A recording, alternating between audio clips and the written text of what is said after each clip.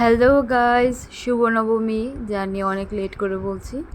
তোমরা সবাই অষ্টমীর ভিডিওটা দেখে এসেছো তো? অষ্টমী ভিডিও নিয়ে যা আমাকে পোহাতে হয়েছে। যাই হোক, এখন আমরা চলে গিয়েছিলাম ঠাকুর দেখতে নবমীর দিন রাতে। রামকৃষ্ণ মিশনের ঠাকুরটা, মায়ের এই মুখটা দেখে আমার খুব ইমোশনাল লাগছিল। প্রথমে গিয়ে দেখেছিলাম মা ভোগ গ্রহণ করছে, পরে মুখ খুলে দেয়, দুয়ার খুলে দেয়, তখন আমরা মাকে দর্শন করি। তারপর নিরামিষ ছিল তো, তাই একটা এটাকে কি বলে, তো গোল গোল আর কি, নোনতা নোনতা টাইপ, ওটা খাচ্ছিলাম। অষ্টমীর দিন রাতে যে প্রকারের বৃষ্টি হয়েছে, তাতে পুরো রাস্তা জল দিয়ে পুরো ভরে গেছে।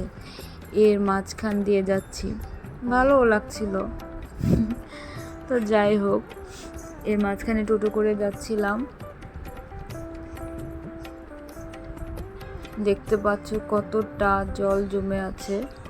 তো তারপরে পৌঁছে গিয়েছিলাম ঢাকেশ্বরী মন্দিরের দিকে। তো সেখানে গিয়ে দেখছি যে ধুনুচি নাচ হচ্ছে। তারপরে মাকে দর্শন করলাম, আর যে ভিড় ছিল! আমি একটা আমার ড্রেসের সাথে ম্যাচ করে আইসক্রিম নিয়ে নিয়েছিলাম, তারপর মাও একটা আইসক্রিম নিয়ে নিয়েছিল। এই তো, তারপর নেক্সট ডেস্টিনেশনে যাচ্ছিলাম। আর মাঝখানে জানো, এই যে রিক্সা মামাটাকে দেখছো না, ইনি আমাদেরকে উল্টাপাল্টা রাস্তায় নিয়ে যাচ্ছিল। তো তারপরে যাই হোক, অনেক ঝামেলার মধ্যে দিয়েও আমরা ঠিকভাবে পৌঁছেছি। তারপর অনেকটা রাত হয়ে গেছিলো তখন, তো আমরা ভাবছি যে আমরা কিছু খেয়ে নিই। তো তাই আমরা লুচি, আলুর দম, বুটের ডাল দিয়ে একটু রাতে খাবারই বলতে পারো খেয়ে নিচ্ছি। এই জায়গার লাইটিংটা অনেক সুন্দর হয়েছে না, আমার খুব ভালো লেগেছে। এখানেও দেখছি যে নাচ গানের অনুষ্ঠান চলছে। তারপর আমরা নেক্সট একটা জায়গায় ঠাকুর দেখতে গিয়েছি।